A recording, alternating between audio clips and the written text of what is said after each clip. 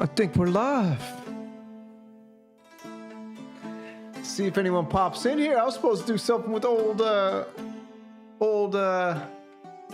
synthesizers in heavens tonight, but I think he's a little tired and he's a little sleepy, so it looks like it just might be me.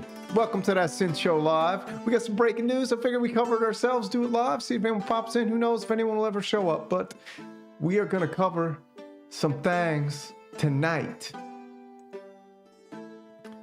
Let's go. Let me just load up a few things here. So we got some breaking news, man. There's lots of stuff that happened today. We had Teenage Engineering come out with that crazy EP 1320 with that hurdy-gurdy. And then we had Behringer's just popped with the hottest news yet, which is a PolyOSC. Have you guys heard of this? I mean, I gotta tell you. What's up, Carlos Mode? Hello there, man. Looking forward to the live stream. Yeah, I was supposed to do one with old SynthPunk tonight, but he's a little sleepy. He must have dozed off. So I figured we just shoot on over and get it going ourselves, man. How's it going? A little bit late. I'd say we got about an hour. I got everything geared up right here. I got it all set up on the back end. We got the little, what's up, SynthPunk? We got the little hurdy-gurdy in the background music. You guys let me know if it's too loud or not loud enough. And I think my Moog fever has subsided. I think finally, what's up, SynthFun? I think finally the fever has broken. I'm a little more relaxed today. Everybody kind of walked me off the Moog. What's up, Peter Aaron? Yeah, so I don't know, man. There's a few people here. Let's just jump screens right over because we can always jump back here, but this is breaking news tonight, man. What's up, Tom Pinzon? This ain't no clone, man. This is the real thing. This is the real thing here. Look at this. I'll make this big screen in a second, but this is the Matrix Synth website. I don't know if you guys have ever been there, but go there. It's pretty awesome. Behringer just came out with the tease, the PolyOSC, man. And what's up, Banana Rod? What's up, Juice Baby? Yeah, how I cured it? I cured it by listening to a little Teenage Engineering hurdy-gurdy. And this might sound crazy, but I kind of like prayed, Uli, will you please release a poly synthesizer that I can start gassing over so you can remove some of my Moog gas. Please, Lord, remove the Moog gas. And Uli has brought the synth down to us, and he's brought us this. Let me switch over to a bigger screen so you guys can get a better look at this. What's up, Synth Maid? Yeah, I got my gas medication. Uli delivered it right on time. Right on time, man. He couldn't have delivered it any quicker. Check it out. All right. We jump over here. This one, I don't know. Maybe we should use Synth Anatomies. We got a better site, but here it is. I'll just go to the Behringer Facebook page so we can check it out right from there. Here it is, man. Let's make it even bigger. Right here, the PolyOSC. The PolyOSC, however you want to say it. This is emergency broadcast, Richie. Uli has brought the juice. He's brought the cure, man. He's cured my Moog Muse fever. And now I'm back on the Behringer train. And we've got, once upon a time, the Oscar synthesizer was born. A groundbreaking instrument crafted by the Oxford Synthesizer Company between 1983 and 1985. Ahead of its time in many ways, the Oscar is one of the few mono synths of its era to feature MIDI. Let's get the whole deal up here. Feature MIDI, where are we? Making it sought-after tool for musicians. With only around 2,000 units produced, it became a cult classic known for its distinctive sound and innovative design. Fast forward to today, and we've taken inspiration from this iconic synth to develop the PolyOSC prototype, the modern version. Yes, indeed. You've seen it here first. We're breaking news right now. The modern version builds on the legacy of the Oscar, incorporating many additional features while staying true to the original spirit. However, with the PolyOSC, we'll move from prototype to production is still undecided. I mean, you know they're going to production. That's where you come in. We're looking for the community feedback to help us determine if this PolyOSC should become a reality. Your thoughts and input are essential, but look at this, man. A PolyOSC. They're going to take it from the Muse, or not the Muse. So I still got the Muse on the mind. We're gonna take it from the mono to the poly, and that is something we absolutely love. What's up, Absurd TV? What's up, Plant Powered Muscle? I just saw this. Yeah, I was watching a couple videos about the Oscars. Sounds pretty cool. The Bosker. Speaking of videos, let's check out an Oscar video right now because I just loaded one up. We jump over here. I got to give credit where credit is due. This is from Music Track. Okay, we got already subscribed, already liked. I already watched this thing before, but let's check out some of this real quick because this sounds pretty awesome. New Teenage Engineering. Yeah, we're gonna check out the team. What's up, Tom Servo? Maybe I'll do something crazy in a second. Hold on. All right, let's check it out.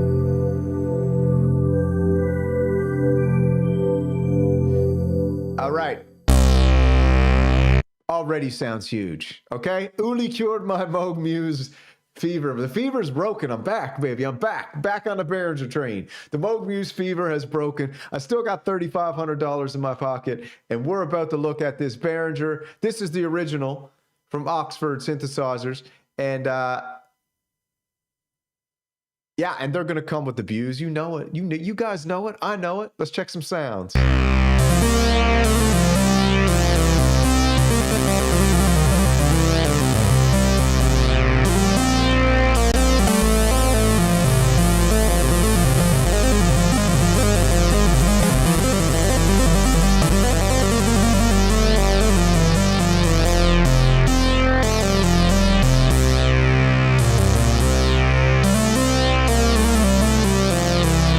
I love the sound of this. I love the sound of this. Is Uncle Jerry here?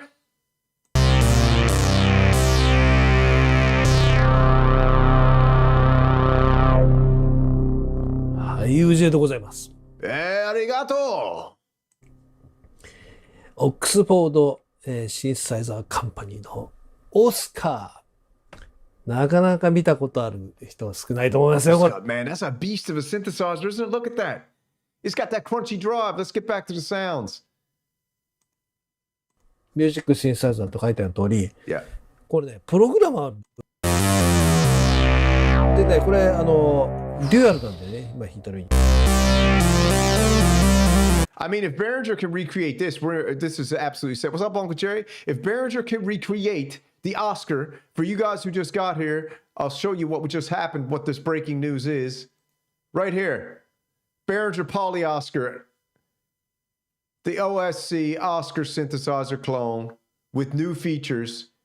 Let's see what they got. In addition to very unusual design, the hybrid synth from Chris Huggett. God bless his soul, who also designed the Wasp, who also designed the Mantis, the Malevolent, the Novations. I mean, he's designed them all, man. Come on. Now we got the next stop. Look at it, man. It's a pretty beautiful little thing. I'm telling you, if Behringer can pop this baby out, we in for something special. Look at this. It's only a prototype, but it's going to be a poly. Like with the Poly D, the name's polyphonic. But with this synth, it's paraphonic. This is going to be polyphonic. The Behringer clone is paraphonic. Let's get back to the sounds, shall we? We're our Japanese brethren.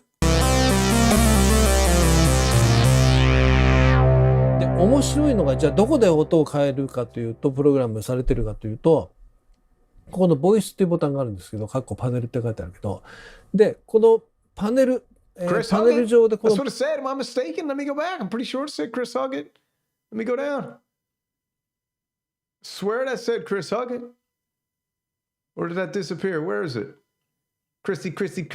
Where's Chrissy Huggett? Behringer, blah, blah, blah, blah, blah. PolyOSC, polyphonic, in order to match the oscillators. However, did I just dream that? Hold on, maybe it's up top here. Oh, yeah. Here we go. A hybrid synthesizer with digital oscillator, analog filters, blah, blah, blah, blah, blah. In addition, there's a very unusual design. Another hybrid synth by Chris Huggett was the Wasp. Yeah, so this is Chris Huggett, baby.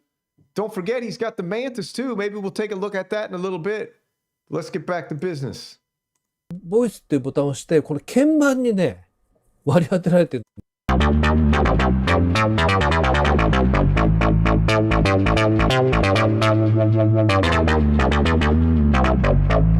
Oh, yeah. こうなってるわけ。じゃあ違うね。 Oh, どのシャープ yeah. Yeah, he passed away. God rest his soul. Chris Huggett's gone upstairs with Bobby Moog, and Dave Smith up on the Mount Rushmore in heaven. Synth heaven. I think it's cool looking, man. I like the look of that. Beauty is in the eye of the beholder, Jumping Man. You know this. I know this. なるほど。 Sizzle, origato.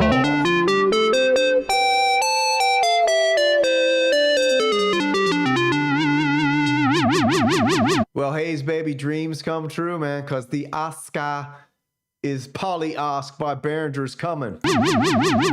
なるほど。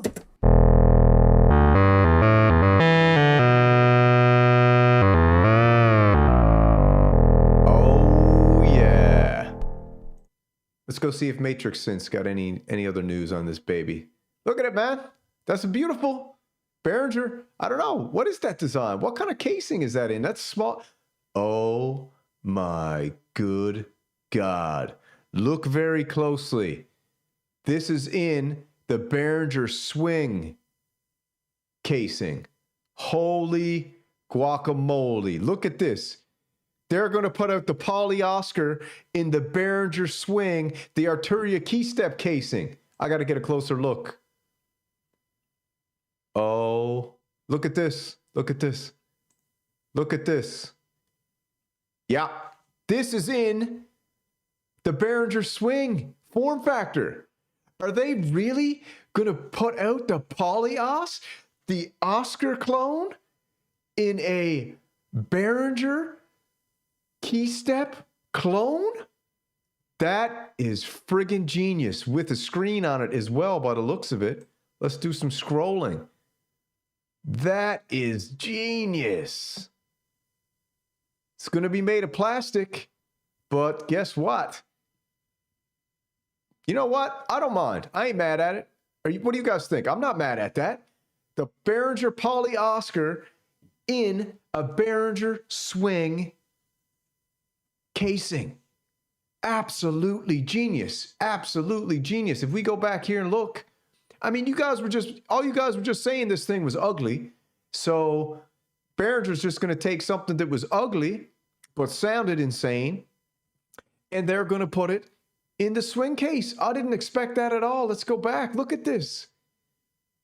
Man, listen, you got to give Uli credit. This is some heavy level, top of the line, super thinking. And he might actually clone the Mini Freak too in the swing case, because if you look at the Mini Freak is could fit in there too. And they call it the Swamp Rat, the Behringer Swamp Rat, the Mini Freak clone. I like it. Let's get back to some tunes. Here's some more sounds. This is the news right here. This is the news. Behringer, here's the news. Behringer PolyOSC, Oscar synthesizer clone. If you look real close, this is inside of the Behringer swing or the Arturia keystep casing, which is absolutely genius. The Poly-O, baby. The PolyOSC. How do you say that? The PolyOSC. I like it. The PolyOSC, baby. All right, so let's check it out. Go back to some sounds for a minute.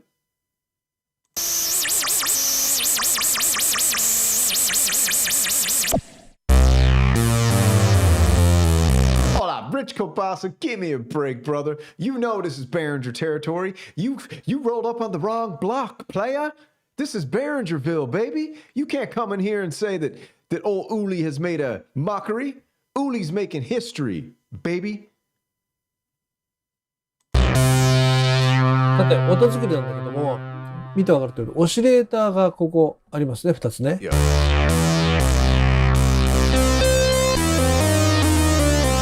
What's up, Synth Seeker? Did you see the news, Synth Seeker? I gotta keep breaking it over and over. Look at the news, Synth Seeker. Right here, my baby. Behringer PolyOSC clone. Look at this. And they're putting it in the Behringer swing case. Come on, man. Give me a break. Lack of knobs. There's more knobs on this thing than you know what to do with. There's more knobs on that than a Chicago bathhouse, okay? That's how many knobs you can see right there. You see more knobs there than a Chicago bathhouse. That's how many knobs are on the Behringer PolyOSC, baby. Okay? Let's get back to some sounds.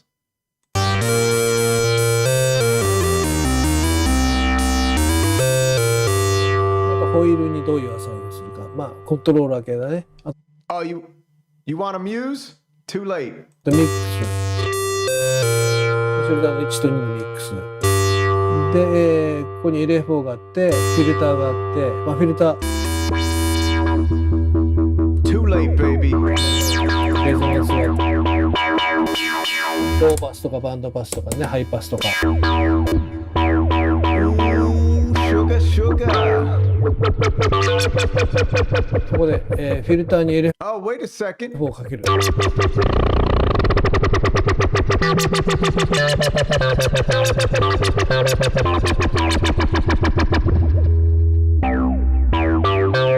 ここで All right, let's take a pause for a second, put on some hurdy-gurdy, and you guys tell me what you think. Jump back over here. Because I think I got something coming. Let me check this out real quick. All right, hold on. I think I'm going to gear something. So what do you think, man? The Behringer Oscar. Absolutely, completely, totally insane. Let me see if I can gear this up real quick. I don't know, guys. I mean, I think Uli did something real special there. The fact that he is taking the Oscar and putting it into a clone form is so crazy.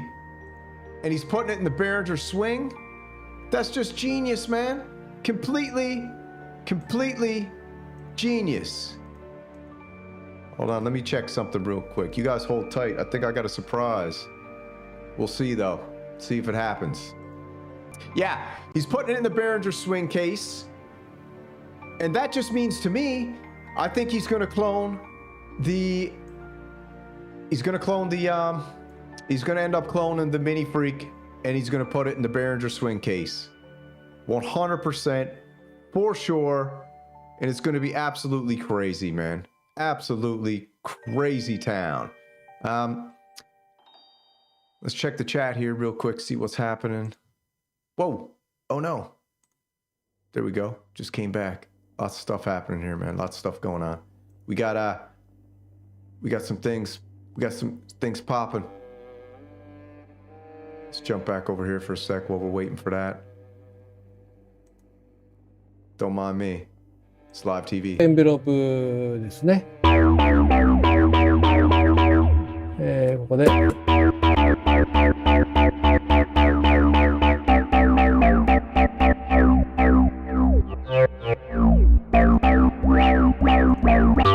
ィルターと、VCA だね。エンベロープ。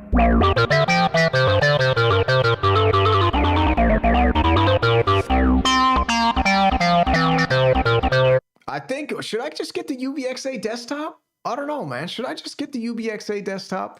This is a question I got to keep asking because my Muse fever has now broken.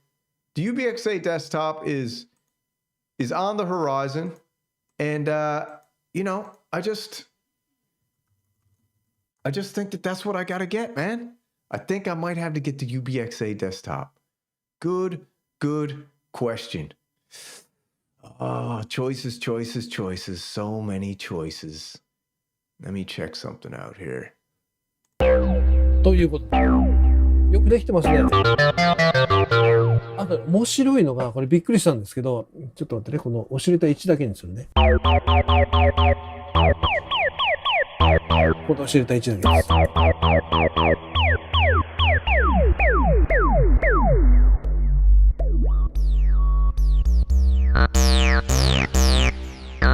す。このね、N ってやつが、これ。The question is Roland coming with something? The question is Novation coming with something? Is Sequential coming with something? I think that this might be just Behringer's way of stealing a little bit of Moog shine. I don't know. I think it's kind of exciting. I think it's interesting. And let's get over here. Here's a better picture. I cannot believe they're putting it in the fever. I don't know. Let's get the fever back up. Hold on. Let's get the fever going. Let's see if this can get my fever going. Hold on.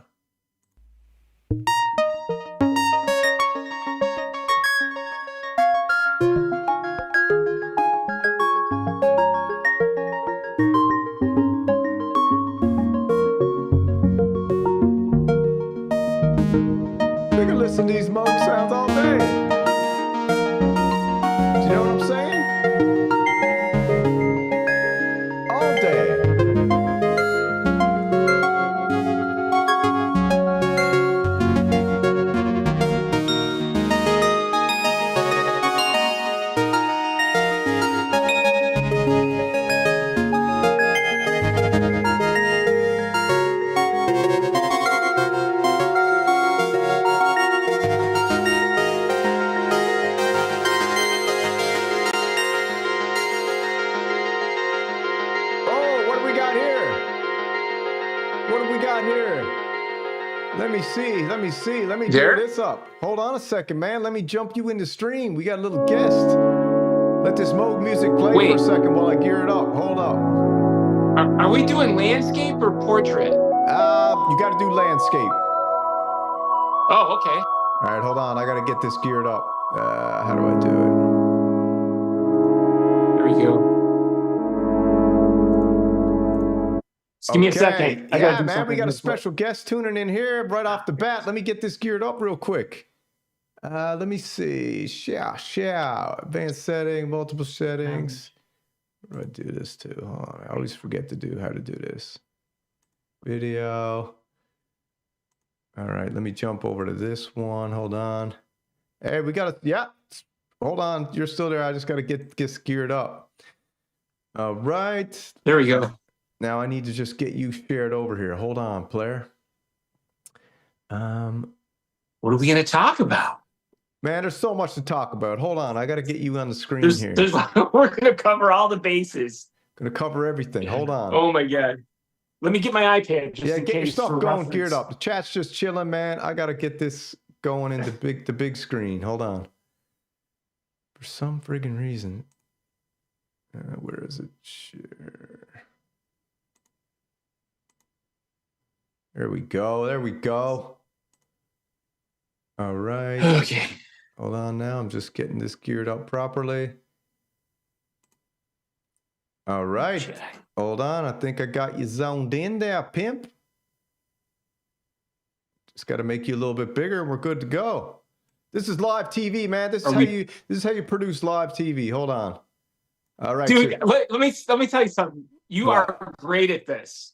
Hey, man, I don't You're know. great at this. I don't know what I'm doing. We're just doing it on the fly here. So hold on. Let me just get this thing out of the way. Yeah, so this is unexpected, man. I thought you were taking a nap. I was like, I guess he ain't gonna make it, so I'll just carry on with the show. But you're here. Fantastic. No, I was doing some stuff. Fantastic, There it is. baby. So yeah, say hello to the chat, man. We got tons of people here. We got Hayes is here, Dave Englefield's here, Jumping Man's here, Uncle Jerry's here, Tom Servo's here, Absurd TV's here, Synth Seeker's here, Echo Craft. I don't know where Echo Craft is. He could be here. We don't know if he's here, but we'll see. Echo could be here. Just let me turn this around, get this camera set up a little better over here, bro, because I had a different little thing going on. What is this? You know what I'm saying? All right, hold on. What the heck happened Live there? TV. Okay, hold on. There we go. All right. Save the photos. Looking good, looking good, looking good, hold looking on. good. I should have changed the thumbnail, man, but guess what? What's that? What is that? Looks like a Moog Muse. Dude, my Moog Muse fever's gone. I'm cured. Listen, you got you got your phone on Wi-Fi or 5G? Oh, We need a smooth stream, Are man. we live yet? Oh, we're live, baby. I've been live for the Are we last live? half hour, for sure. Jeez. Hold on. Yeah, get that stream Live, cleaned up, man. All right, and then we'll gear the rest of this here up because I got some news for you. This is That Synth Show Live. We got a special guest tonight, and it is the SynthPunk. But he just left the stream, man. Where is he? I think he just jumped out of the stream. Now you got two of me, so we'll just have to deal with that. He'll pop back in a second. But anyways, while we're waiting for him, I want to let you guys know. There he is. Coming back in a second. He had to fix up his internet. He must have been on dial-up or something. What were we on? Dial-up? I'm back. Okay, that's clear. That's clean. All right, man. So I just had some hurdy-gurdy playing in the background. But listen, let's go. What have you been up to? So here's the deal. I started the stream with breaking news. I think you can see my screen here now. Just let me jump over here real quick, and I'll show you the breaking news. Okay. Big Daddy. Look at Yeah. this. Look at this. Look at this. You see it? What are we looking at? We're looking at the Behringer PolyOSC, the Oscar synthesizer company clone. They've taken the mono by Chris Huggett and they've turned it into a poly, but that's not the beautiful thing. You know what the beautiful thing is? They're putting it What's in that? the Behringer swing case. They're putting it in the Oh, Arturia that's horrible. key step case. Rich Klobasa said I don't know if he said it's blasphemy or he said some word. I don't know what he was saying, but he said some kind of word. Rich Kabasa texted me just recently, and he said Synth Samurai has jumped the shark. I ain't jumping off the baby. I'm riding the shark. I am the shark. What are you talking about? I am the shark, dude. I ain't jumping no shark. I You know. I know you're the shark, dude. So, bro, we got so much to talk You about. are the shark. You're the shark, dude. You're the shark. What are we talking about first? You're the hammerhead. All right, let's hit it first. First off, let's just talk about that. The Behringer Synth, the Behringer PolyOSC news, man. What do you think? Oh, I mean, they announced that 4 years ago. No, that they didn't. were going to do the Oscar. Yeah, but now they got the prototype. Yes. They got the prototype. They were talking about the Oscar a long time ago. But the other thing about the prototype, what do you think about them doing the prototype in the Behringer swing case? That's genius. That's genius, dude. I can't support anything that has to do with resuscitating vintage synthesizers. Oh, resuscitating? You mean you don't want to be doing no CPR on no old vintages? I don't want to be doing CPR on vintage synths. It's pointless. Well, guess what? Let's get off the Behringer news for a minute. Because there's so many new synthesizers out there that are light years ahead of the vintage. Mm-hmm. Like what? People that want to sell a Jupiter 8 for $35,000. Yeah. Think about what you could buy right now. For how much? For 35 grand. For 35 grand, you can buy 10 Moog Muses and stack them all on top of each other. There you go, baby. Right? You can buy a 10 stack for what? A Jupiter what? Jupiter 8, man. All right. For the price of a Jupiter 8, you can buy 10 Moog Muses and stack them to the ceiling. That's insane. I think it's, I told you that I used to be the person who was all about vintage. Mm-hmm. I had a Moog Prodigy. I had a Moog Rogue. I had a Prophet 600. It's not really worth it to go backwards. So you're not down with the vintage. You're down with the future? You're down with the future? Yeah, I had the Moog Prodigy is a beautiful creation, okay? Mm-hmm. It's got a big, fat, warm, lush sound, mm-hmm. but how many things can it do?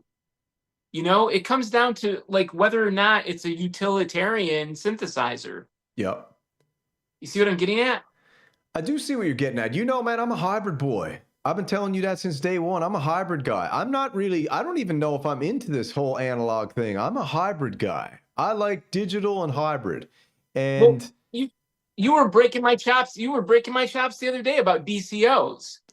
Yeah. No. I wasn't breaking your chops about DCOs. I was just telling you. You're like the Prophet Rev 2 is an imposter. Yeah, it is, because it is though, in a way, right? It's an imposter because it has DCOs. Not, though. No, but they're not VCOs, so you can't be like it's a VCO synth. It's not. But the Korg Poly 61 had DCOs. The Korg Poly 61 had DCOs, but you missed my point. My point was, I think DCOs are awesome. They're just not VCOs. Can we agree? That's all I wanted to say. Yeah, we can agree that. But does that mean that it's a half breed? Is that what you're saying? I would say that you can't really call it a half breed, but you can say that a DCO is like a leader of a country who's controlled by a group above them. All right? Because the VCO is controlled by the D. Do you know what I'm saying?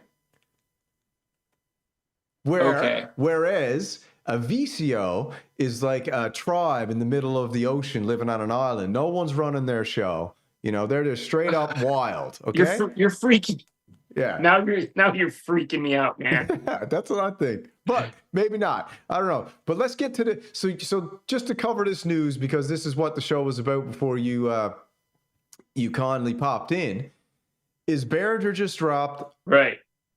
a poly synth called the PolyOSC in the Behringer swing form and form factor. And I don't know. Is it exciting? Is it not? Basically what they said is it's not even in production, but they're looking for feedback if people want to make it. That's what they're saying. If you ever heard, there's a really great demo of an Oscar. Mm-hmm. I'll send you the link sometime. This guy did a great demo of the Oscar. It's a cool synthesizer, Mm-hmm. but you know, the thing is, it's like if Behringer can make a synthesizer sound, if they can do this and Yep. make it sound exactly like the Oscar, Yep. it doesn't really do anything for me. Yeah. That's my own personal opinion, though. Because to you, the Oscar sound is really nothing The special. Oscar sound, it's Not into it? Okay. Well, It's if you're like- not into it, let me show you this. Because I knew you I'm were gonna going. check. I knew you were going to say that. So this is I'm what gonna check something. I'm gonna check something for you. I shared the auto. Tell me if you can hear this. 倍音加算で、インクデックってのがあったの分かりますね。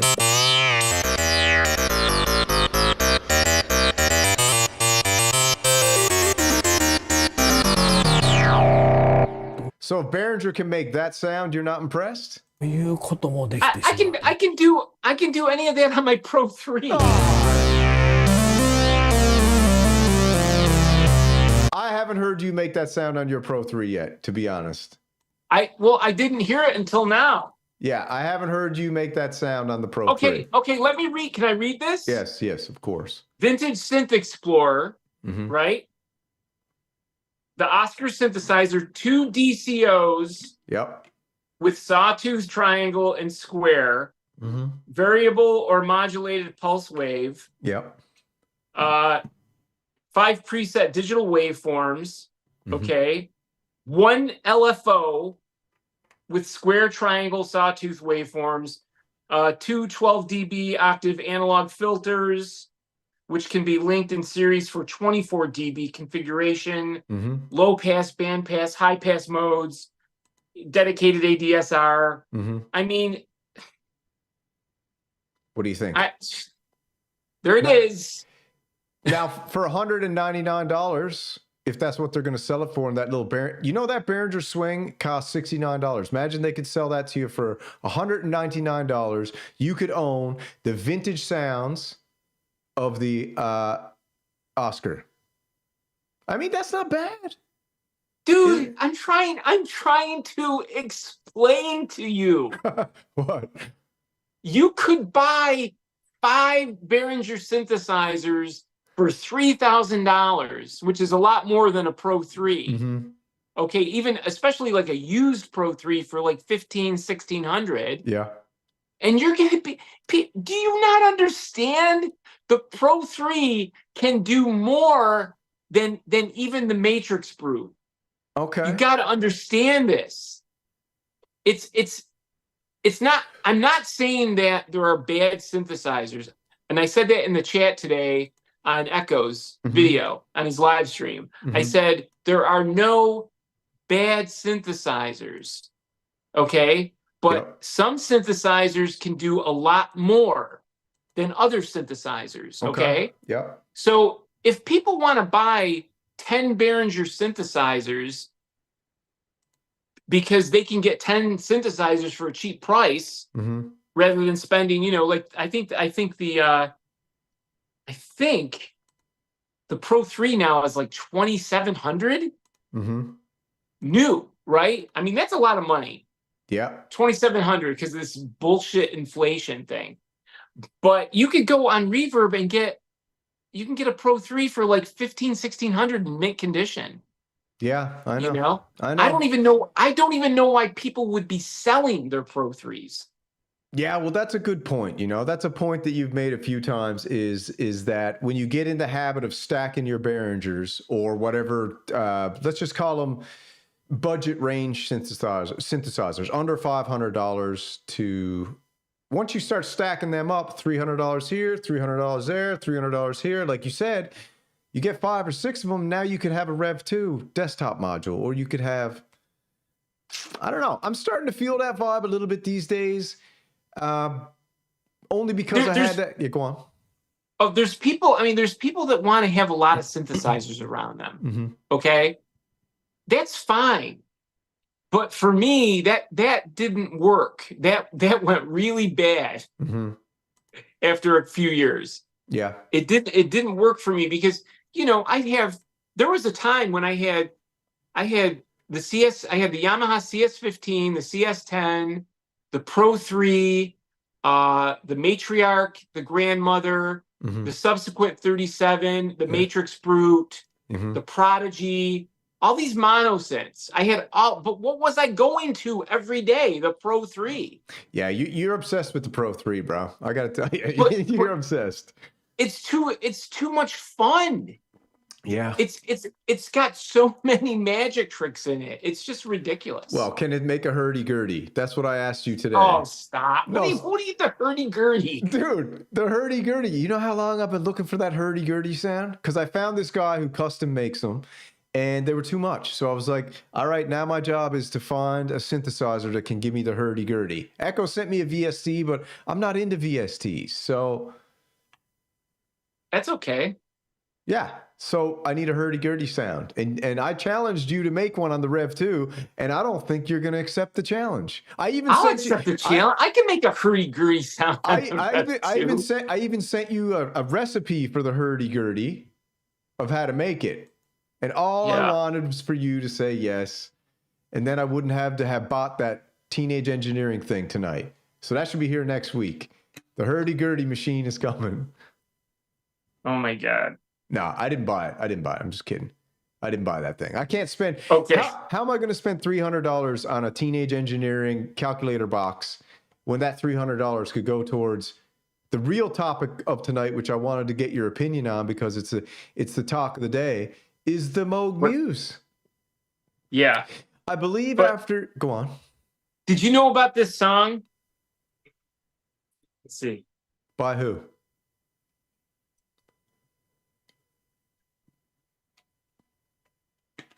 Like a star, my heart is to take a beat. All right, is that going to give me a copyright strike? Knock that out. That's the Hurdy-Gurdy Man song. Oh, but by Donovan. Do you know what a hurdy-gurdy is? Yes. Yeah. What do you think? That sound is amazing. Yeah, but I mean, you could probably get that sound on a synthesizer. I haven't. I've scoured the internet for a hurdy-gurdy synth sound. I watched. Are you going to buy the medieval? Are you buying the medieval? I'm thinking about it. I'm thinking about it, dude. It's, you know what? You're going to get so bored with it so fast. Do you think so? I think I could buy the medieval and I could have some fun doing some medieval story time. Because dude, my style is narrative. So the medieval for me, and I'm a D&D fan. Have you ever played Dungeons and Dragons? No. Oh my God. It's the funnest thing you can, if you play with a group of cool cats, it's fun. I like watching people play Dungeons and Dragons. Yeah, Dungeons and Dragons. And that's what I was saying in the video today. I was like, I think Teenage Engineering is going to sell a boatload of these to the Dungeons and Dragons people, because I was saying there's over 50 million Dungeons and Dragons players. The market share that Dungeons and Dragons has outside of the whole network of it is like $150 to $200 million a year. Yeah. The one show I put up has 11 million views on that one episode, and they've got 2.2 million followers who watch people play D&D. So I think they're cutting into the Dungeons and Dragons market. And by that face, that looks like it interests you. Not really. All right, let's get down to business, man. I just couldn't believe that whole thing. What, you think it's a troll? That Teenage Engineering did the medieval. Why? It's cool. It's just they're gonna think cool. About this. What? why did Teenage Engineering all of a sudden make something cheap? Why did they make something cheap? What do you mean make Yeah, something because cheap? they were selling a desk for $1,600 Yeah, that you're was right. 4 feet wide. Yeah. And do you not think that they're just messing around when they do that stuff? Do you not think that that's kind of like undercover? I mean, if you've watched the Teenage Engineering video release for this, where it's all that occult kind of medieval stuff, like I said, it was more like a Rothschild mansion party than it was like medieval times in that video. $2,000 for an OP1 Field? $2,000? Really? I know, it's crazy. People love it though. All the boys on who got YouTube channels who are huge love that thing. Okay. But what can you see the screen? What do you think of the look of that? Ricky Tenez said those buttons, you scratch them, they smell like chocolate. And that's actually true. I would like to take a sledgehammer to it. I know another guy who took a sledgehammer to a DX7 Echo was telling me about today. His name is Marshall. What's Marshall's last name? Marshall Arnold? Marshall Arnold took a sledgehammer to a DX7 Echo, told me. Why? So you did the Odyssey, and he did the DX7. I don't know why did he do that? I don't know, bro. I was busy. I didn't get the end of the story. I just caught the beginning. I was like, I got to go back to work, man. I'm trying to make some money for the Muse. All right. So this is Ty Unwin like set TD3 on fire. I don't understand you guys burning and breaking synthesizers, man. That's crazy. You know? Ty Unwin hates Behringer more than I do. Are you serious? How can you hate Behringer? Really? Ty Unwin, like, I don't even hate Behringer. Ty Unwin hates Behringer. All right, look at this. Let's listen to this for a second. Okay.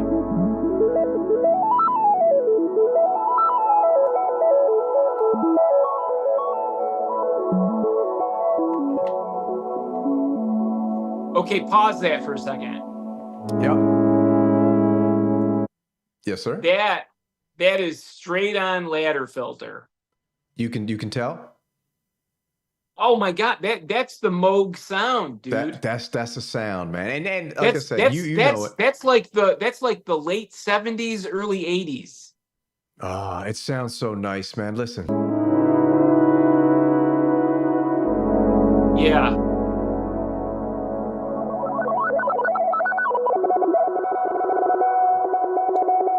Yeah. You want to know why I had the Moog fever?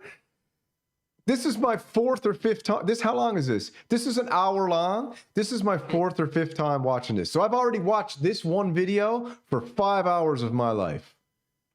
You're addicted to Moog. Not watched it, but I've listened to it when I'm walking around, at work, when I'm pumping it out, you know? Let's keep listening for another second.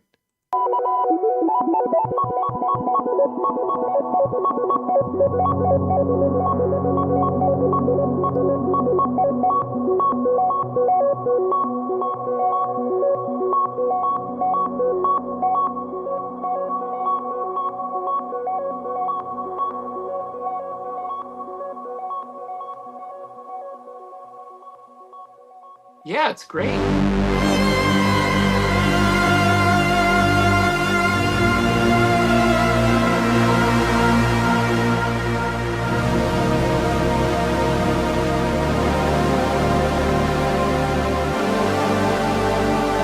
All right, so that's just a little taste, man. That's a little taste. Now let me add this. Let me add this. Yeah, go on. I'm listening to that, okay, through my little iPhone, okay? But I can hear the tone, okay? If the tone is translating through my iPhone and I love the tone, that says a lot about the synthesizer. I think that's okay, like I'm a synth baby, you're a synth legend. So I think a lot of people like you who have played synthesizers, been around them for a long, long time, are really talented at synthesis, have great ear, great musicians. I think a lot of people are hearing what you're hearing from their friggin' iPhone or their headphone monitors, and they are buying this thing. Do you know how many people have wrote me and be like, I bought it, man. I bought it, man. I bought it, man. I bought it, man. I bought it, man. I opened my email and it was just like just full I of people being was like, I bought not- it. I was not hearing that on the Moog 1. Well, people have said who own the Moog 1, they were like, this blows the Moog 1 socks off because this is everything the Moog 1 should have been. That's what my informant from Moog told me. My friend who's a software engineer at Moog. Mm-hmm. He said it blows away the Moog 1. Yeah. I mean, everything, I don't know much about the Moog 1. I came in late in the game, and then everything I read about the Moog 1 was all the negative. You know, I had the Moog 1. I had the Moog 1. Mhm. I told you. Tim Shoebridge had it. Yeah. And did you not like it because of the sound, or did you not like it because it was all bunked up? Well, the fact that it was so bloated, like every patch on the Moog 1, the effects were on. Mm-hmm. You'd go from one patch to the next, Mm-hmm. and every patch sounded like the patch before it. Mm-hmm. Like they all had this very nasally sound, this tone. There was no beef. That's interesting because I can't remember who I was talking to, and they said one of the biggest mistakes Moog made with the Moog 1 was they didn't invest in outside sound designers enough, or whoever they used for the sound design. They didn't put enough in the factory patches that people really had to dig into that thing to really get some sound out of it. Where I got some good sounds out of it, that's for sure. Yeah, when you dig it. But then this one here, for everything I'm hearing, is when you put this on from the first patch to the last patch that's factory is inspiring. You know, so the work that went into this, and it was Manny Fernandez. I wish I could remember the other guy's name. Yeah. And then Eric Norlander did a few patches, and a couple other guys did some patches. Is the work that they put into designing these things. That's why everybody's sitting down with this thing and saying, holy crap, I can't leave it. I mean, we got people in the Discord who are saying that every time they walk past it, they sit down and they're there for 2 or 3 hours, getting totally lost in it because the interface is so elegant. The sequencer and arpeggiator and whatever they got built under the hood in their algorithms are just out of control. And people are loving the digital effects. Yeah. Yeah. So you're going to get it? I told you in May. You're going to wait till May? Yeah, Moog May. All right, Moog May. Plus, that's your birthday. I want to see. Plus, I don't ever like to buy a synthesizer that's right out of the gate. Yeah, I want to see if it's gonna be buggy, if they have firmware updates, because that's the thing that when I spoke to Greg St. Regis of Studio Electronics, he said all synth companies release synthesizers before they're completely set up with all the firmware. Okay. Because there's no money at that point. They have to sell the synths and then send out all the firmware updates after. I heard that this one came out at firmware 1.2 or something, or 1.1. So they already went through I think that they put this out as best they could. Do you know, I don't think they wanted any mess ups with this thing, which is crazy because... No. Yeah. So let me ask you a question. Me and Echo were talking earlier today, and he was saying, he just brought this up. He was like, the fact that In Music and Moog are together now, this is a brand new company, right? Yeah. It's the new Moog. And hey, there we go, baby. Get those reading glasses off and get in the zone. I dig it. All right, yeah. So because Moog is a new company now, they can pull so much from all of the portfolio of companies they have under them, man. They got some crazy companies on them. So the things, and not only that, they can pull marketing, they can pull brain power, obviously, they can pull technology. Sure. I mean, so it's exciting, and they can make everything cheaper now too. Yeah, I mean, you know, I can't scoff at $3,500 for the Moog Muse. I just can't. You know. Yeah. I mean, like I said, I can't afford it, and I want it. They basically beat the Trigon. Yeah, they kicked the Trigon right in the gonads. Exactly. Dude, they just went right in They the junk. they kicked the Trigon in the triads. Yeah. They kicked the Trigon in the triad big time. Because I just don't know. And like I said earlier today, you know I'm a huge Arturia fan. I really like our Arturia. I think they do good stuff. I'm a massive fan of the Astrolab, as you know. I know a lot of people stop it. I know a lot of people give me a hard time for that, but I just see something special in that Astrolab that I feel like I could bring out if I got my hands on it. I just can't get my hands on it. But point being, you've got a Polybrute and you've got a Moog Muse. People went and pre-ordered the Polybrute 12, and they still haven't got it yet from Arturia. And I am calculating that probably 20% of those pre-orders got canceled for people switching right to the Muse. What do you think about that? Yeah, I don't miss the Polybrute. That, like, obviously I went through that whole existential crisis where I was getting rid of everything. Mm-hmm.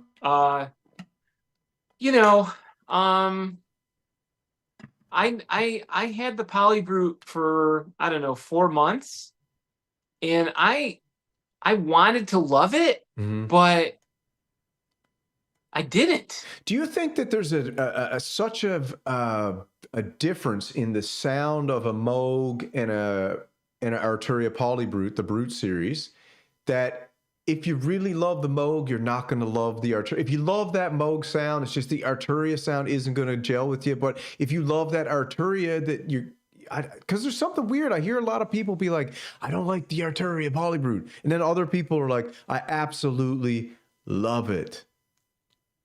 Well, like I can say I had a lot of synthesizers to compare, and I had the Subsequent 37, which is Moog, the Moog Subsequent 37, and the Matrix Brute, and we're talking ladder filters on both. Yeah. I always preferred the Subsequent 37 to the Matrix Brute. But the Pro 3 for me does everything. I've got the Oberheim. I feel like I used to want to have the Two Voice Pro by Oberheim. I used to drool over it, right?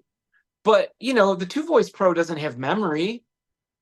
And honestly, with the OB6 filter and the Prophet 6 filter and the Moog ladder filter on the Pro 3, you've got the best of all worlds. Yeah.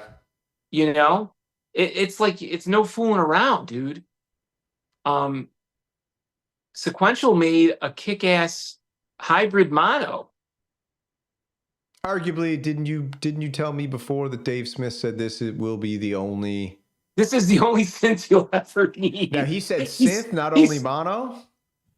Huh? Did he say only mono synth or only synth, period? The only... Well, I think he didn't... I can't remember. I think he just said this is the only... He was referring to it as a monophonic synth. Okay. Meaning, like, you're not going to need a mini Moog. You're not going to need a Subsequent 37 or a Matrix Brute. The Pro 3 is just too much fun. And the stuff that comes out of it, it's insane. Given the fact that it's pretty close in price to a Moog Matriarch, because the Moog Matriarch... Yeah, that's interesting. They peaked at $2,000 before the inflation. And so it was basically, I think it was $2,200 for the Pro 3 and $2,000 for the Matriarch. So a $200 price difference, and you've got programmable, you got presets, you've got an insane sequencer. I mean, I'm not going to say all the things about it, but the Matriarch was so boring. Again, the Matriarch, a lot of people love the Matriarch, man. They love the analog delay in it. They love the stereo-ness of it. They love the sound. They actually really, really like it. So it's interesting that you don't like it. So two Matriarchs would be, what is it, $3,600?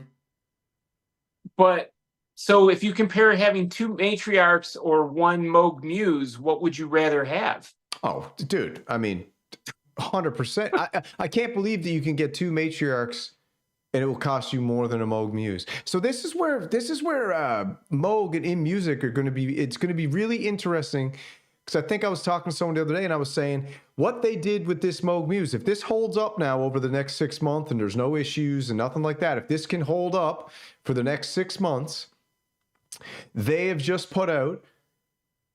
Could arguably be one of the. It could go down as one of their greatest synthesizers of all time. It arguably could go down as that.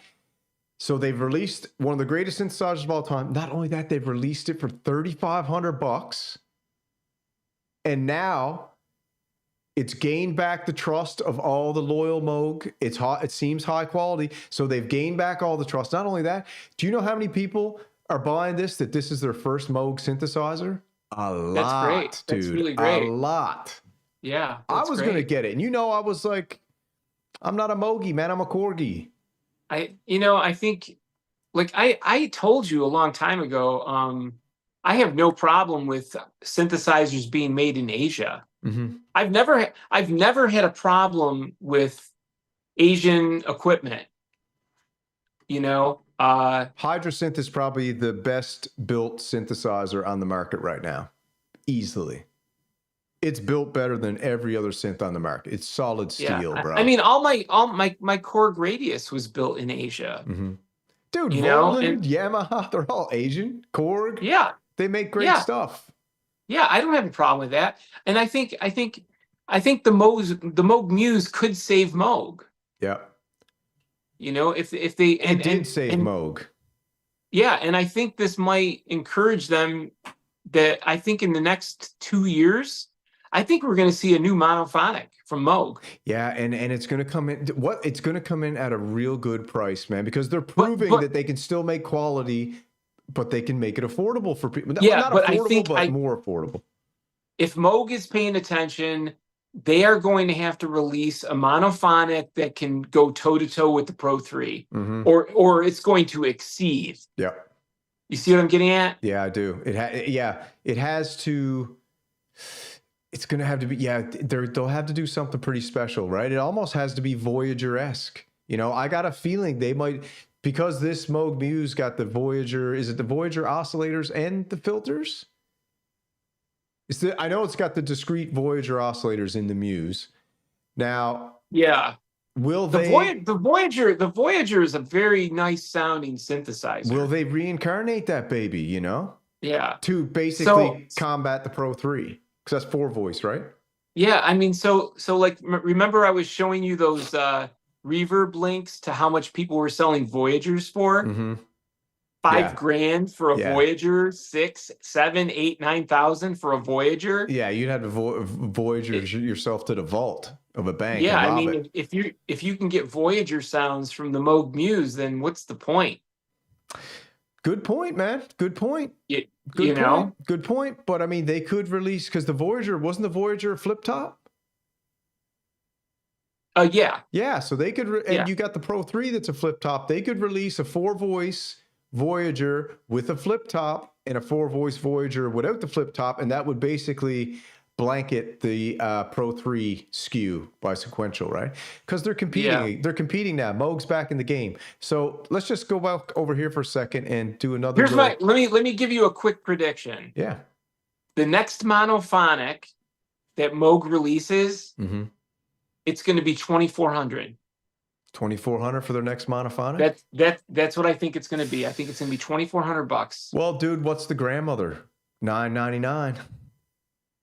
The grandmother's $999 under old Moog.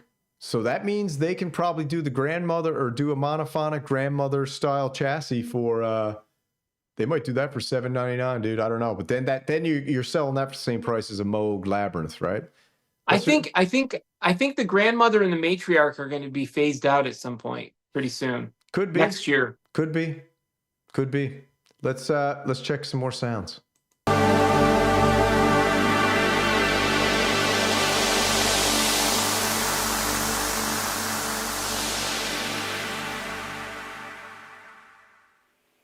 Ooh, that's the one I like. That's like a Melotronish sound. That's Melotron flutes. That's what I was telling you. Okay. When I heard that, there's just something about that Melotron sound I love. I've sent you before. I was like, dude, where can I get a cheap Melotron? Then you were like, there are no cheap Melotrons. So I was like, all right. They did a nice job. That's a pretty good job, isn't it? Yeah. Yeah. All right, hold on.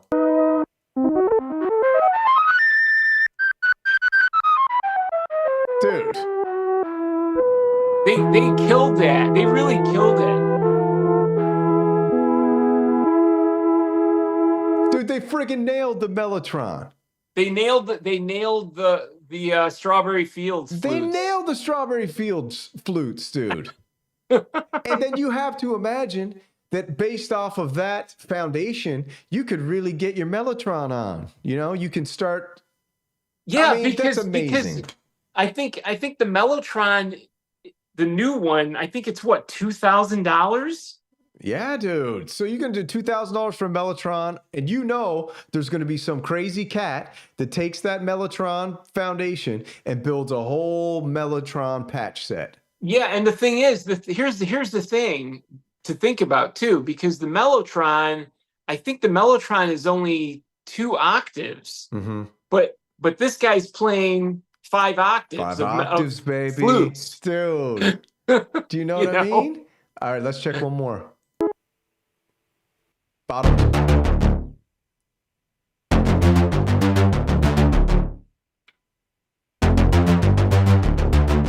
That's a very 80s sound. Yeah. Yeah.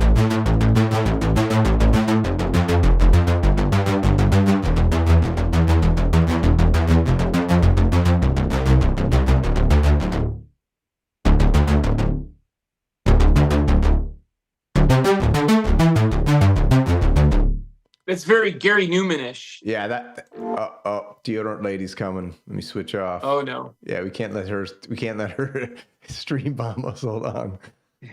All right. Can I say one thing too? Yeah, bro. Is that the Moog Muse? They really cared about the aesthetics of it. Mm-hmm. You know, if you look at the Trigon 6, Mm-hmm. the aesthetics it's so blasé. I know, man. The Muse, really... they nailed it. And you know what they did? They psychologically nailed it with the CS80 vibe. It's got a Roland-esque old school vibe to it. It's also got the sliders that are what are they from? The Poly, those the Rogue sliders, but they also look sliders. like the cat. You know, so they got. I mean, I think they did and dude, I remember you were saying you weren't super pumped about the screen, but I've watched a bunch of videos, and when they get in on that screen, the screen's not bad. It's OLED, so that's bad. a good thing. Yeah. You know, the Pro 3 is OLED, and I love OLED. Mm-hmm. I think it's as big. I think it's actually as big as the Pro 3 screen, which is fine. Mm-hmm. You know.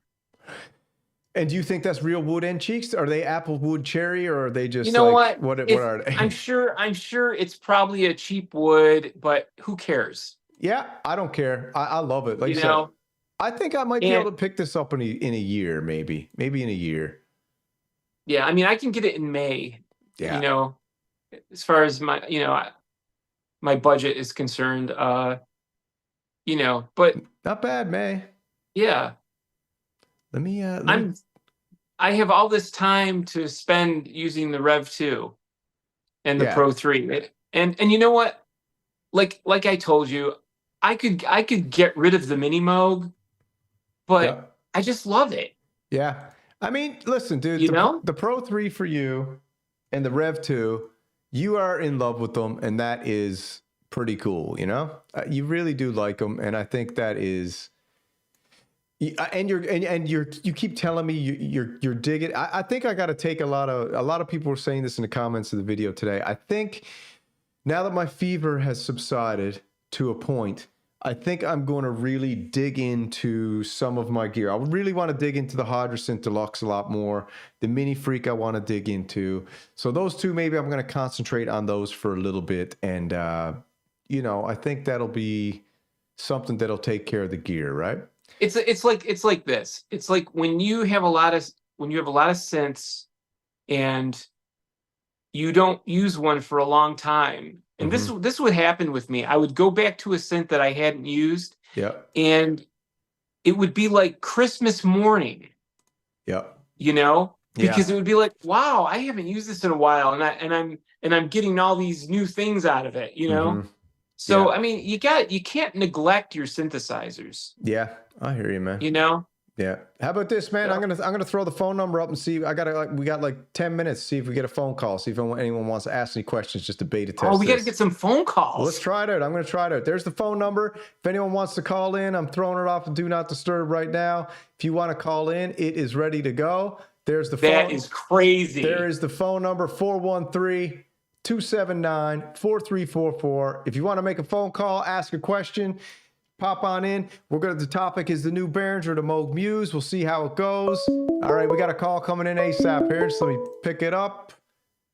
1 second. Hayes Anderson.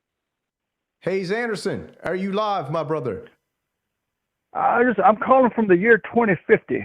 What's up, my friend? Welcome to the past. I just wanted to call. I'm just going to make this real quick. I just want to say what the SynthPunk needs to do is he needs to sell that mini Moog. That's like $5,000, and he can buy him a Muse and a Behringer Model D, and that's all he needs to do. Dude, I'm agreeing. I gotta go. I gotta run. They're after me. All right, brother, take it easy. Great call. That wasn't Hayes Anderson. Was that Hayes Anderson? We got another one coming in. Hold on. You are live and in color. How's it going? You're live. Yo. Yo. Listen, you got to turn down your stream. This is like old school radio style, baby. You got to turn that stream down. What's happening? We're getting the feedback. All right, you got me. I got you, man. What's going on? What's your name? What's your topic for tonight? This is Echo Craft, bro. Oh, Echo. What's up, dude? Yeah, man. I'm watching you two blokes. Hey, what's happening, man? We're testing out the beta, testing the stream tonight with the call-in, you know? Yeah, man, and I'm sitting here laughing because I'm throwing some mad comments in the comments field, and I think I'm pissing some people off. All right. What do you think of the Moog Muse? I know we were talking earlier. Do you still got the Moog fever? And if you got a question for the man right there, SynthPunk, throw it out, man. I do. Yeah, let's hear it. So I want to know what the deal is with you and the Mini Moog. Okay. I know you said you like it, but I want to know, why would you stick to a mono synthesizer when you have some great synths there? But I'm just curious because it's very expensive, and I was wondering, do you play it a lot? All right. Stay on the line for a second, because if you leave, the call will get jacked. So just stay here for a second while he answers, and then we'll disconnect. Echo, baby. You know, right, it's like, you know, when like some guys like to have a cigar and a brandy, you know, that's what it's like. It's man, it's just, can we get it? It's raw. There's no preset memory. And you can get thousands of sounds out of this thing, you know? And I just love it, because historically for me, I grew up around these when I was 17 years old, you know? Mm-hmm. It's like, it's a, you know, I put the Mini Moog in my children's book when I was at the guitar shop looking for a guitar, you know? I love the Mini Moog so much. You had no desire to sell that for a Muse? Zero? No. Wow. No. You're crazy. No, dude. You're crazy. This Mini Moog is forever. Dude, all right, fair enough. All right, Echo, baby, thanks for the call, my man. I'll catch up with you tomorrow. Did I answer that? Yeah, Okay. Echo, does that All answer right. your question? Yeah, it sure does. All right, baby. All right. He's All not right, buying it. Look. All right, phone lines are open. If anyone wants to call in, that's the one and only Echo Craft, absolutely legendary. He had a great live stream today, and personally, I think you should get rid of that MIDI Moog. To be honest with you, I do play it a lot. I do play with it a lot. It's so much fun. You do. It sounds fat. It sounds thick. It's but you know, can't get. That's two people. That's two people saying you should get rid of that. Three, actually. But you're a little bit, what do you call it? A little bit of a rebel. So you're never going to listen to what people tell you what to do, right?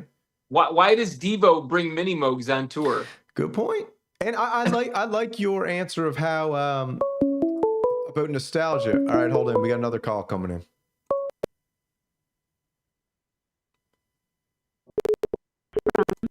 Echo Craft. Echo call To back. accept, press 1. To send a voicemail, press... Yes, sir. You are online. What's happening? SynthPunk. Samurai. It's Echo Craft from the future. The Muse. Don't buy it. It's a trap. They got him. I gotta go. All right, the Muse is a trap. We got it. People are calling from the future, telling us to be careful that Moog Muse, man. Phone lines are still open. Call in. We got like 5 more minutes of calls to come in here now. So we got a call from John Titor from the future telling SynthPunk to get rid of that Muse, and now we got Echo Craft actually calling from the future, telling us to stay away from the Muse. So this is interesting. Very interesting. Like I said, phone lines are open for 5 more minutes. I want Pure Ambient Drone to call. He can call if he got the number 413-279-4344, baby. All right, call coming in. Here we go.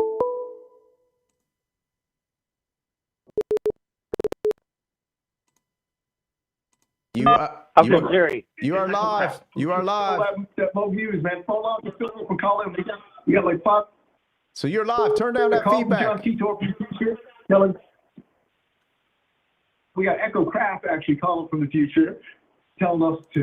All right, we got someone else. That phone line was jacked. Hello, sir. How's it going? You're online. You're online. Is anybody out there? I think there's too many calls coming in, SynthPunk, man. The phone lines are getting, really? Yeah, it's just like call after call after call. So listen, let's go. Let's try it out. If you're going to give a call in, you got to wait for the other person to hang up before you call. That wasn't... All right, let's try it again. You are live. Jerry, Uncle Jerry. Uncle Jerry, SynthPunk, can you Samurai. hear us? You are live. Is this Samurai and SynthPunk? Yes, sir. You got the right number. What's happening, baby? Is this Uncle Jerry? Hey, my brother. What's going on? I can't believe we're hooking up here, man. This is like monumental night. Hey, this is a dream come true, baby. Here we go. got Synth Show live. We got SynthPunk right here. I'm glad you're feeling better, my brother. And listen, do you got the Moog Muse fever? That's the question. Yeah, actually, I do. And I keep posting it this evening on multiple places that I got so much damn overlap in my studio that, you know, with the OBX8, the Prophet 5, the Matrix 6, the OB6, and the Roland crap that I have. Yeah. I need something unique. And the Muse fixed the bill, you know? Dude, I think you're so right. I'm thinking the same thing. I got a lot of digital synthesizers. I just got the mono poly, and I'm thinking that the Muse fits the Muse fits the bill. And I know you were also thinking about that C15 by Nonlinear Labs, which SynthPunk really doesn't like, but me and you love it. Hey, and you know what? It's a beautiful instrument. You look at it, it's a true instrument, not a plastic synthesizer. But to spend that kind of money and they don't even have a MIDI interface, and you got to cough up almost $200 to interface it with MIDI. There's no pitch and mod wheel. That turned me off. Yeah, There's that's a good point. There's no pitch and mod wheel on it. I mean, I understand. You know, some of us can spend a little more money than others, and often, you know, at times it's a little tough. And I look at what I have, and I'm like, I just need something unique. Yeah. You know. Yeah. To add that sparkle to the top of all the redundancy that I have. And it's my own fault because I'm a nostalgia guy. I bought the Prophet 5 40th anniversary because you don't know how many years I salivated wanting one once I played one and couldn't afford it. Same with anything Oberheim. You know, my first sense when I got a real job was to get a Matrix 6. But the store where I lived up in Vermont at the time only had the Juno 106, and I knew that was a hot item. And I said, all right, I don't want to wait. I want this because I got the fever, man. I got a real job, Yeah. and I've been playing for years, and I can finally own a polyphonic synthesizer. And you So I deserve went it, with baby. the- Synth abundance. You deserve it. And I think you need to get that Muse, is what I think. I'm kind of thinking because price wise it makes sense. Yeah. The Quantum one you can get a nice demo from Sweetwater, but the Quantum 2 is the hottest thing. I really fell in love with the Waldorf Quantum, but the Muse has that sonic that sonic spectrum, that I wasn't expecting from Moog. Yeah. And it kicks ass, and we all know that. So it's like, wow, I really got to take it serious. It's got us all sprung, Jerry, baby. I got to tell you, it's got everybody I'm talking to. I think if they're speaking honestly, they kind of like the Muse, man. So listen, Uncle Jerry, do you got a question for SynthPunk here before we go? Get another call in, man. Yeah, my friend, why are you ignoring me? Publicly, I'm asking. Yeah, why are you ignoring Uncle Jerry? Come on, man. I was going through some stuff at the moment when you guys were we emailing me with Richie, baby, and you just kind of like deleted me from Facebook, man. What did I do to you? I'm like one of your biggest fans. I didn't delete Jones Day. I deleted my Facebook. Blowing me off, man. Yeah, I'm hurt. No, I deleted my old Facebook account because I had too many photos on it and too many memories, and I deleted it. All right, so tonight we're saying miscommunication, and it's all love in Samurai Nation. How about that? I got no problem. Sorry I got that. no problem with thought Uncle Jerry. Maybe I'd get an answer from the legend. Yeah, you got still it. I'm not a legend. John, I love you, brother. Your humor cracks me up. Love you too. I love you too, Samurai. man. He's such an inspiration and helping me heal and keeping me motivated. And John, I love you the same way, man. Hey, Uncle Jerry, I love you too, brother, man. You're a true sonic brother out here in this amazing galaxy, man. And guess what? We'll get you on the show sometime too, man, because I wouldn't mind having a chat one-on-one, you know? Absolutely. All right, Looking forward baby. to it. All right, baby. You take it easy. All right, thanks, guys. Have a good night. All right, Jerry, you the man. Okay. I want can people from Europe call you? Yeah, people from all over the world, man. I'm thinking people from Mars can even call in. This number so hot, I want Jumping Man to call us. Jumping Man might call in. We'll take one more call, his last call of the night, and then I got to hit the sack. So I got to go to work tomorrow and make some money so I can get that Moog Muse. Phone number, last call tonight. All right, here it comes.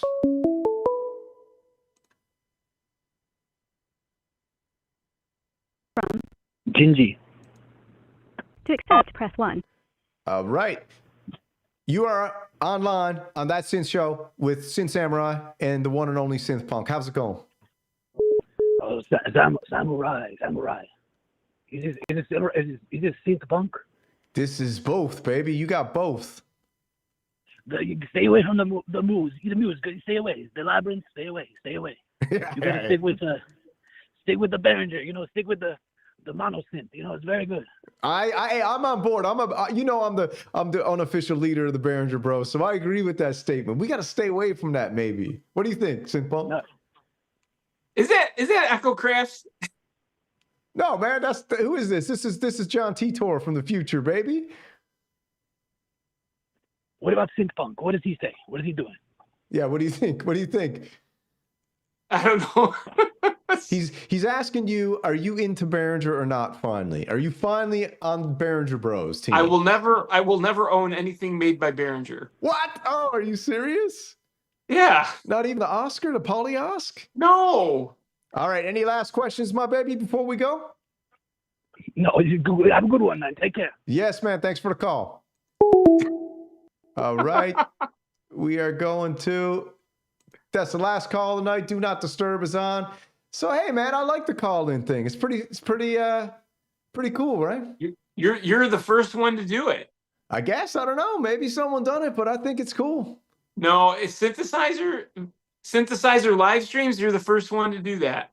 Synthesizer live stream, taking calls from all the samurais, all the synth punks, all the echoites, all the Uncle Jerry's out there, baby. The echoites. Yeah, we love you all. Harmonic Sonic. So we're going to clue it up here now because I got to hit the sack. But listen, can you give me your final thoughts on I would really like your final honest opinion, thoughts on the Moog Muse and the amount of hype and gas that people have for it now. Because I've only been in a little while, but I've never seen a synthesizer people gas for it this bad. And not only gas, buy it instantly.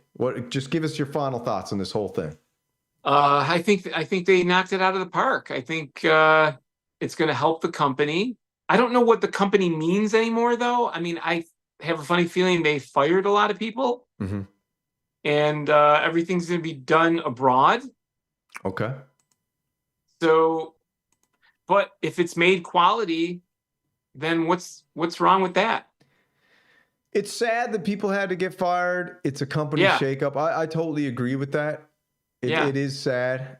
And I guess if we take the emotion out of it, if they can build high quality synthesizers that seem to sound this awesome, and all reports from the wild is the hype is real, man. The sound is real. You know, here's the thing though. Moog needs a figurehead. Like Dave Smith was the figurehead for Sequential. Okay. And whenever a synth came out by Sequential and Dave was there talking about it, falling in love with it, getting us to fall in love with it, Moog needs to have a person. Okay. They really need to have someone that is a face for the company. Yeah. They really need that on their YouTube channel. I think Eric Norlander, You know? I don't know what he's like on camera. I think he's probably be a pretty good representative. You know, I've watched a few videos with him in it. You're right. They do need, this is the era of the avatar, and there needs to be a representative for your company. If you look at things like the UFC with Dana White, the WWE with Vince McMahon, you look at, like you just said, Dave Smith, Bob Moog, Tom Oberheim. These are iconic avatars of the company. You know, they're physical embodiments of the company. So you're right. Moog needs somebody to come in. If Jack O'Donnell is watching right now, I would say, Jack, you need to give Mark Doty a phone call. Yeah, because Mark Doty gave blood, sweat, and tears to that company. I hope he gets a Moog Muse, man. They should give Mark Doty a Moog Muse. Mark Doty needs to come back to Moog, and Moog needs to get Mark Doty back. Yeah, back on the saddle. And if Jack, what is it, Jack McDonald, old McDonald, Jack O'Donnell? If Jack O'Donnell's watching from Muse, you need to send Noir LeBlanc a Muse as well, man. Watching from Moog, you need to send Noir a Moog Muse, man, because that guy has done a lot, man, and he's an absolutely fantastic synthesizer mind, artist, musician, and Arturius should send him a Polybrew 12 too, because he's a legend. Absolute legend. Love Noir. Great guy. Love the show. They got a great live stream. Their live stream's Thursday night at, I think it's 11 p.m. Eastern on the West Coast. Autumn Garden Noir After Hours. Great show. We got SynthPunk now. You're back in action. I did hear a rumor, but it can never be confirmed, that your channel will not be nuked anymore now. You're going for it, baby. You're gonna keep the fire burning. You're gonna keep creating and bringing cool content, which is cool. And I like doing the live streams with you guys. I like the live streams too, man. I find the live streaming the most fun. I love the interaction with the chat. And the phone calls. These phone calls, that's a great idea. The phone calls are awesome, man. It's cool. Everything's cool. Everything's good, man. We'll just keep rolling. I really appreciate you jumping in tonight, man. Sorry I hit you up late, but you know how I do it. You just get a message, and if you get it, we go. You know what? You have brought the synth community together. Cheers, man. Well, I feel like you guys have accepted me with open arms. Like I said, I'm a synth baby. I'm new to it. I'm trying to immerse myself and learn as much as possible and just enjoy synthesizers and your guys' passion and knowledge. I'm just humbled that you guys have like kind of accepted me into the community, you know. So it's humbling, and I'm just having a good time and having fun. It's humbling that you've accepted me since I was such a problem. Well, listen, man, the thing is I thought that you weren't getting understood there wasn't an opportunity for you to really share all your knowledge, man. And you got great charisma, and you're super creative, and you've got this vast, epic history of music and synthesizers, and I think you got a lot to offer, man. So I've gotten over the fact that I don't get any respect. So you got to respect yourself. That's all that matters. It is what it is. Respect Yeah, yourself, it is what it is. and you do get a lot of respect. And I think you do get more respect than I think you know. And I know a lot of people enjoy your content. And you know, I like when you take the lumps out, man, and you just be yourself like this. It's great. Yeah. And I appreciate you coming on, man. I really do. And we'll do it again. All right. So everybody in the chat, thank you guys for coming. Really appreciate it. It was an awesome night. It kind of was a surprising stream that went up, down, in, around, and I'm glad you popped in because it was perfect. So we'll call it a night now, and that's that, baby. Take it easy. Peace out. Peace out, brother. Slow. Slow. Slow. All right, that's the show for tonight. Great show with SynthPunk. Awesome. Super enjoyable. Hope you guys enjoyed that. We're cutting it clear. And let me shut down the stream here. Hold on here now. So much going on, man. It's live TV. Dude, you rock it, man. Right, hold on. You are a maniac. We'll get this going here. We'll close her down real quick. And yeah, all right. Thank you guys for joining me. All set.